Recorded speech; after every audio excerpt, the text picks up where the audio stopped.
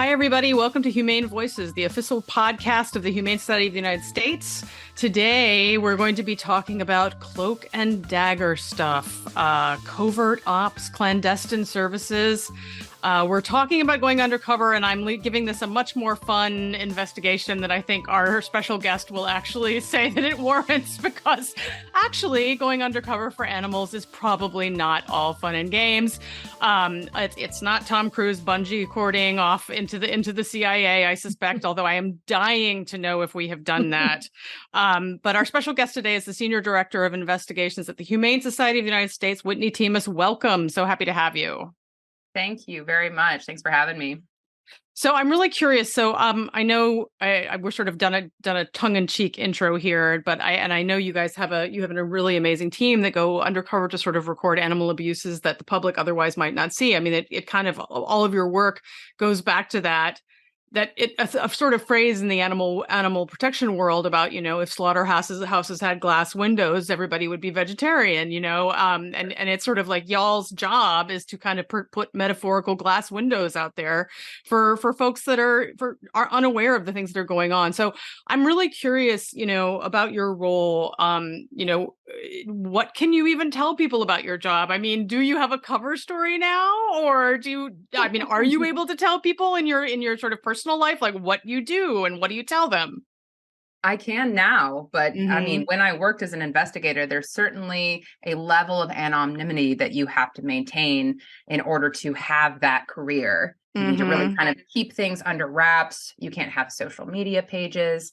There's a lot of effort that needs to be put into concealing your identity because it is your career. But now that I've made it up the ladder a little bit to the senior director position, I can have my name out there. I can be on your podcast with a full face, without the mustache. We were hoping for the mustache, actually. Maybe we can get those later on. We can all just sort of twirl them. The nose, the glasses. Yeah, the whole time. Just sit there and stroke a beard. That's right. That's what I've always wanted.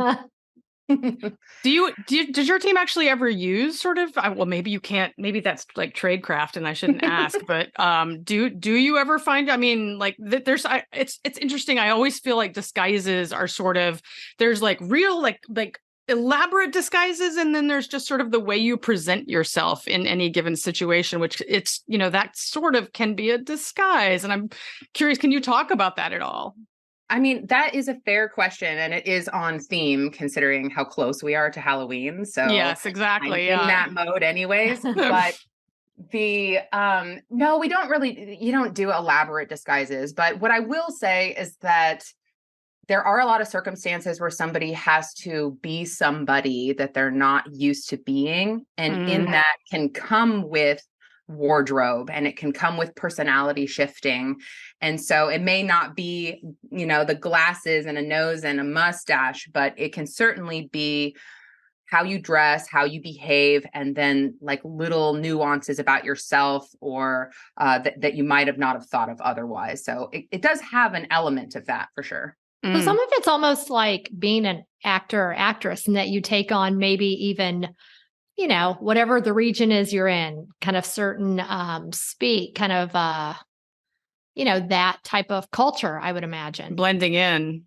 Yeah. It would be of an investigator's best interest to blend in. That is absolutely the idea. And so as impressionable as you can be in an area, I mean, when I worked undercover, I could pick up an accent embarrassingly quickly before I knew it. I was speaking in a North Carolina accent, and I'd only been there a couple of days, and I can't shake it even when I'm on the phone with my family. So depends on who you are a little bit, but it does help to be able to pick up the regional culture of an area. So talk to us, Whitney, about, I'm fascinated with the background. When you ask little children, what do you want to be when you grow up? Did you just think, I want to be an undercover investigator? Or what kind of brought you to that role? Yeah, never. I would never have thought that. So it just like life does, it just works out funny that way. And so I started off by wanting to be a zookeeper. You love animals, you want to work with exotic animals.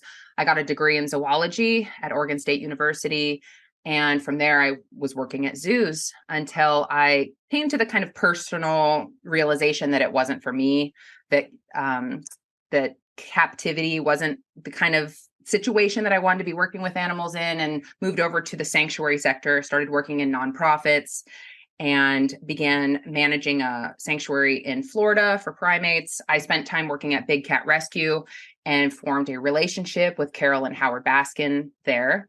Mm-hmm. And when I started working with them a little bit on legislative work, they ultimately put me in touch with HSUS and the then senior director of investigations who worked here. And it was really over a dinner with them at the Cracker Barrel, where we chatted about Carol's background and how she got into it. And I really loved the idea of shutting down a fur farm. And it became the idea that I could do that through undercover work just became an instant dream. But before that, I never knew that this position ever existed. Not a clue. I didn't even know what a puppy mill was back in that day. So, Wow. Yeah. Can you share, Whitney, some of the investigations? One, I assume they've all been close, so you can talk about them, but some of the ones that you've managed or been involved in. Yeah. My first case was a factory farming case at a sow farm in Wyoming.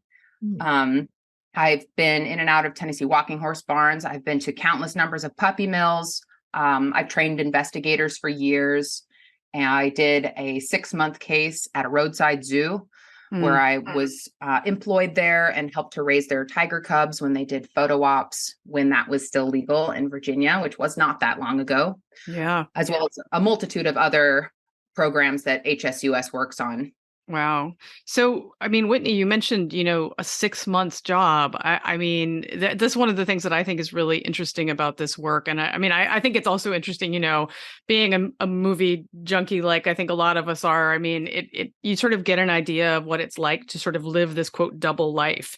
But I can imagine that sort of being undercover in a situation where you're witnessing animal abuse for sort of day after day and having to document it, but not necessarily intervene must be really difficult. I mean, what is the life of an undercover investigator actually like? Like what was your experience when you were involved at the roadside zoo, for example? It's really difficult. And not only is it sort of difficult to live alongside, but it's difficult to train for, because we can't put our trainees through circumstances where they're actually witnessing abuse and having to act normal alongside it. So it's something that you really have to face in the moment and remember why you're there. But what I will say is that when you are wearing a camera, there is a different feeling, a different level of confidence when somebody is doing something in front of you that you know is wrong, and you are just witnessing it, because that's the investigator's job, right? It's not to make the situation any better or any worse. It is to be a fly on the wall as though you were not there. This is what the natural circumstance would be if you were not there. Right. It's evidence. Yeah. Absolutely. So it can be very difficult to stand alongside and witness, and there's really no way to prepare for it. So some days are worse than others, but when it is a very bad day emotionally, it tends to be a good day for the investigation. So there's like this slight trade-off. Yeah, of course. That's an interesting point for sure. I mean, I would imagine there is a high burnout rate. And if for example, that Carrie mentioned that 6-month job, I mean, you have to be there the whole time. So you're leaving your family, friends, your life to, I don't know, I'm picturing you're staying in a roadside hotel, you're watching videos at night of the investigation. I mean, that is your life because you're working, I assume, full-time job at, as far as they know it, the roadside zoo knows it. Tell us a little bit about the day-to-day. I mean, how that plays out, what any given day looks like. Investigators work 2 jobs at the same time. So, I mean, they are working the 8-hour shift for whatever is their target facility. They're doing all of the tasks that they are responsible for in that role. And at the same time, they are documenting cruelty to animals, USDA violations, harsh conditions, food quality, jagged metal. I mean, anything that they're looking for that would be hazardous to animals. They're gathering conversations and confessions from management. And so during all that time, it is very consuming mentally, because they're also witnessing situations that they wouldn't necessarily or ethically agree with. So afterwards, they go back to their hotel or their apartment. They're uploading all their footage. They are watching their footage and reliving this situation through watching it. Then they're writing up all of their daily log notes, which they do every single day and they submit every day. And then they're talking to their manager on the phone and possibly recapping. So by the end of each day, it is an extremely long day. They're physically exerting and they've relived borderline traumatizing day, depending on where you are. They've relived it multiple times. And so it is emotionally exhausting as well. So 6 months sounds like a long time, and it really is, but the time does fly if you're working full time. Do you have to decompress, I assume, when you go back to your life and doing, outside of that investigation? Do you just have to decompress, I would imagine? Yeah. Investigators get time off between assignments for sure. So that they can, go to doctor's appointments and visit their family and take care of any responsibilities that they have at home. Because when you are on the road, you cannot connect with your life very easily. And so any responsibilities or connections that you have got to be either put on hold or have a pin put in it until you can come back to that circumstance, which is one of the reasons it's difficult to recruit for investigators. It's a big commitment. Yeah. It's a sacrifice for the investigator, but also for your family and loved ones, because you have to kind of, separate yourself from that to go do that investigation too. Yes. In order to get a blessing, in my experience, in order to get a blessing from the people in your life, they have to understand why you're doing what you're doing. And they really got to say to you, it is more important that you are out there. That is where we need you to be. Otherwise, the pull to come home is so strong. And it can be hard to find people who are in personal relationships that support being gone. And that's fair. Yeah. Whitney, one of the things I've always thought must be just incredibly difficult about this work. And I think about the work we do here at the Humane Society, and there are difficult days, but at least we can all talk to each other and talk to our colleagues and talk to our friends at work and have some relief. And I imagine that just for investigators, not only can they not talk to their colleagues, their daily colleagues, but they actually have to sort of hide who they are all the time. And is that something that's difficult to navigate in terms of managing those sort of personal/professional relationships during these periods? Yeah, absolutely. It's different for every investigator, right? Because we're all just people and people are different. Some people like a lot of connection and support. Some people do very well with just their marching orders. Yeah, but of course. For the most part, our manager of investigations, one of their main roles is forming a connection with the investigators and maintaining a strong level of support while they're in the field and providing them any of that kind of help that they need to get through it, because it can be very challenging when you're living in an environment where nobody knows what you do. Even if you form a friendship with somebody, you don't get to tell them why you're really there. And, it is a small percentage of people who live this way. And so when we have opportunities to bring our investigators together on a single assignment, we try and take those opportunities as much as we can so that they can connect and help each other through tough times of what it's like to be undercover and struggling with those circumstances. And so, it's a small world, but we do what we can. I think we talk in our business, as you know, Whitney, a lot about compassion fatigue. And I think, for certainly shelter workers on the front line, for people in policy, but I would think the compassion fatigue is next level when you are working on investigations and doing the kind of work that you and your team have done. That support and that connection would be so critical, but the end game is just the impact it has. I can, I think of this example. There was a horse Soaring. You mentioned that earlier, HSUS investigation. We were doing some education around that with a colleague of mine, Keith Dane, that's been on this podcast before. And folks that came to the table, the booth that we had, were asking about what's horse Soaring. And when we showed them, we had video there, the investigation, just the difference, I think the impact that had versus what we were saying, what Keith was sharing. And then we even had, some of the equipment they used. But that video, that investigation, it was like, yes, I get it. this is really, really cruel. And so that is the impact I think, these investigations have. But I think it'd be great if you can share a little bit about that. And you mentioned earlier, you kind of do this knowing that there will be good out of it. It's true. I honestly really appreciate you telling me about that a little bit, because it always helps to hear where the impact comes in, because the impact of our work can be difficult to measure when you compare it to other departments at HSUS, where they have the numbers on exactly how many animals were helped in this circumstance. And ours, you never quite know, because so many of our investigations do get released.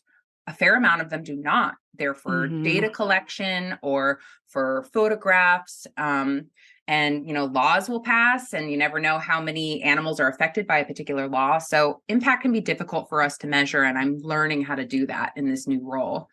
But the videos themselves do have a very strong personal impact. And I remember the very first time I saw an Undercover video, sitting in my computer lab in my community college, and started crying, sitting next to all of these strangers. And I try and remember that at times, because, being in this field of work, you do get lost in the weeds, and you kind of forget how people can really feel impacted by the footage. Because at this point, I can watch footage while I'm eating my cereal in the morning at my desk, So I appreciate that insight. Yeah. I mean, I think that's such a gateway for so many animal advocates, that I bet if we polled, the majority could tell you the first time they learned of an investigation or some issue through that type of work. And I think we have so many listeners, I'm sure, that would relate to, oh, I learned about this issue from some undercover investigation. I mean, and you're right, maybe you can't always quantify that impact, but if you could, it has to be in thousands and millions of animals that are positively impacted by that work.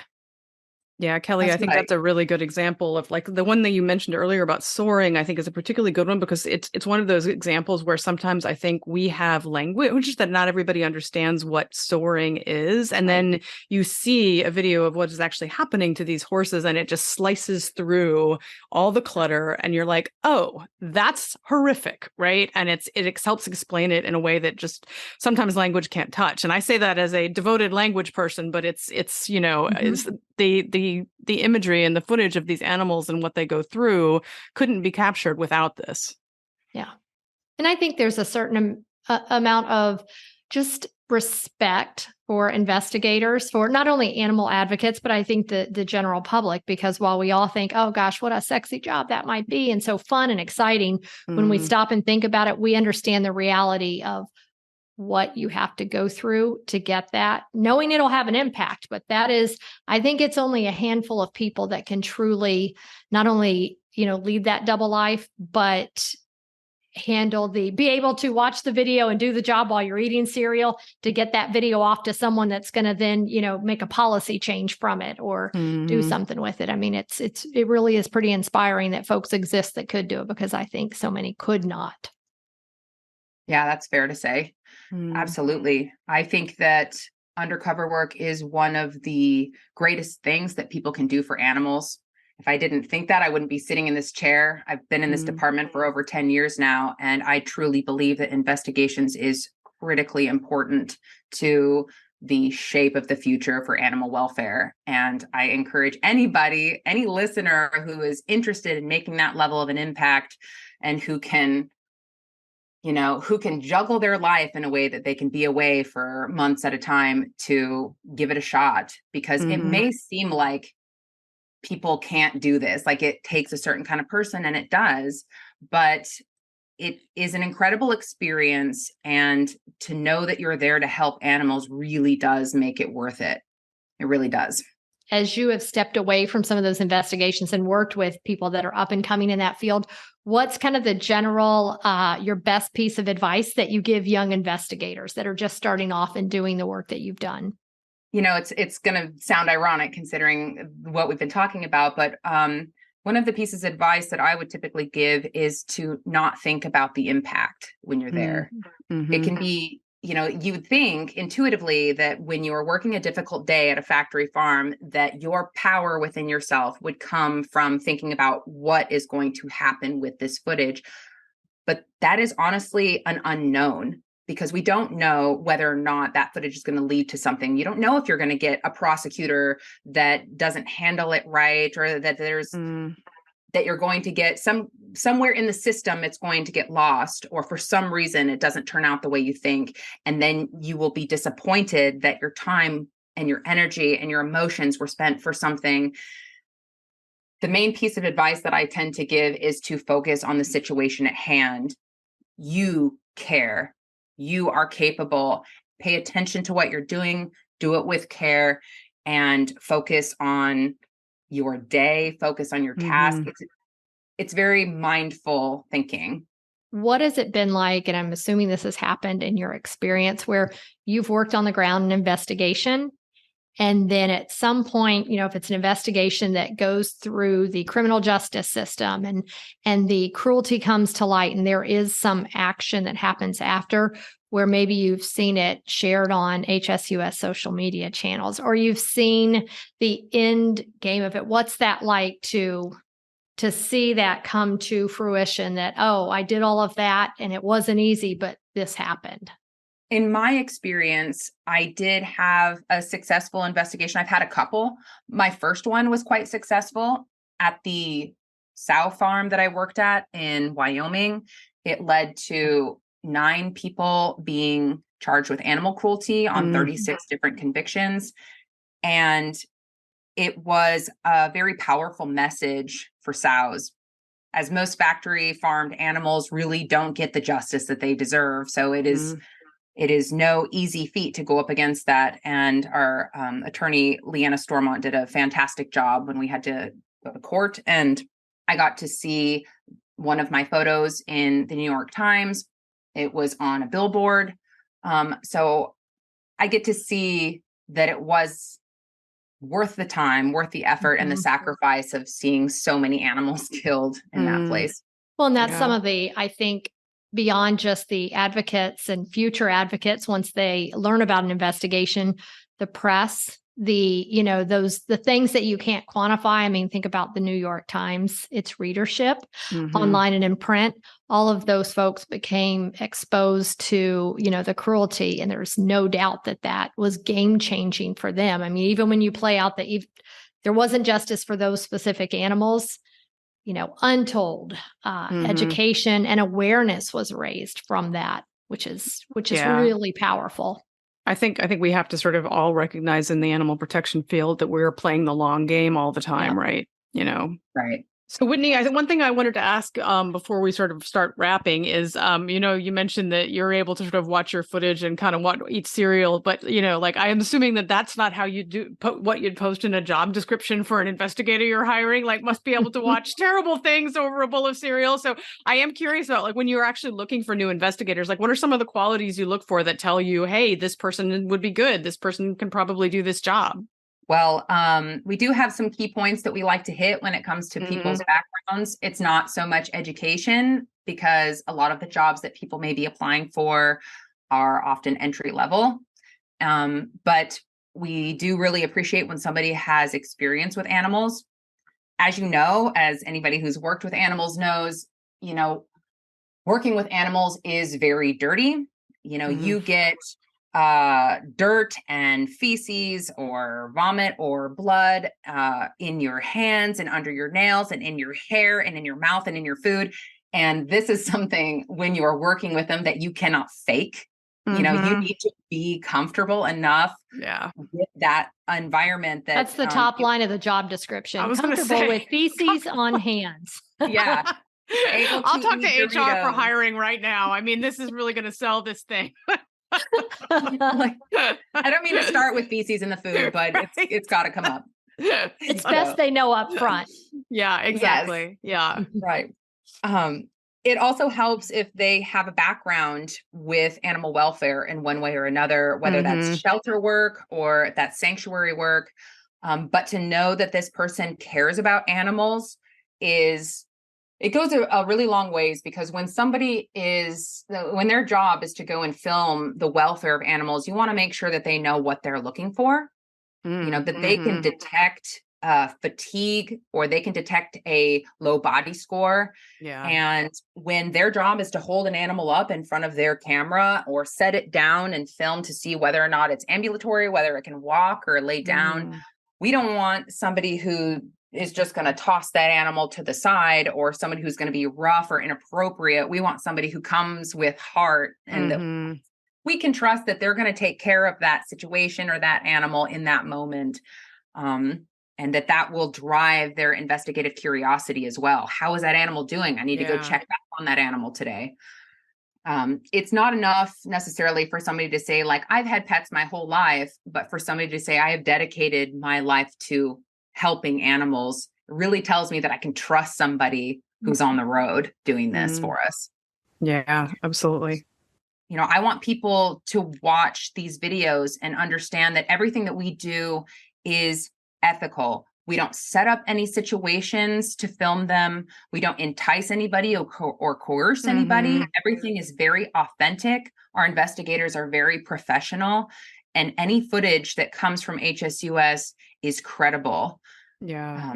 We always follow the laws, and you can guarantee that, you know, whatever it is that we bring to the table is legitimate. And I really just want to say to any listeners as well that I respect and cherish anybody who watches the footage, because it takes courage to do it. And even though there are probably a lot of vegans or animal advocates that are a part of this audience already, so I'm likely preaching to the choir, I think it is still important that we are aware of where the needle is on animal welfare and what still exists today, so that we know how to vote with our dollar and what we can do to help push for a more humane world. Yeah, absolutely. Thanks for hitting on that. Yeah, thanks for letting me stand on my soapbox. All right. Whitney, well, audience, you have heard it here. If you are looking for a job where you get poop in your hair and blood under your nails and you can't talk to your friends and you can't talk to your family and you're living in tiny little places for 6 months on end, but you might be able to change the world for animals if you have the guts for that, if you want to play the long game, maybe this is a job for you. And if it's not, then please make sure to watch the videos, learn more about the subject, because even if you're not in the weeds or in the pig pen or wherever the investigators' work is taking them, there's still things that all of us who can't do this incredibly tough work can do from the outside to help animals and to help the animals that whose sort of lives are being revealed by the work that Whitney and her team do. So again, Whitney, thanks so much for being here. And we will talk to you the next time on Humane Voices. Thank you, Carrie. And thank you, Kelly. It was great talking to you both today.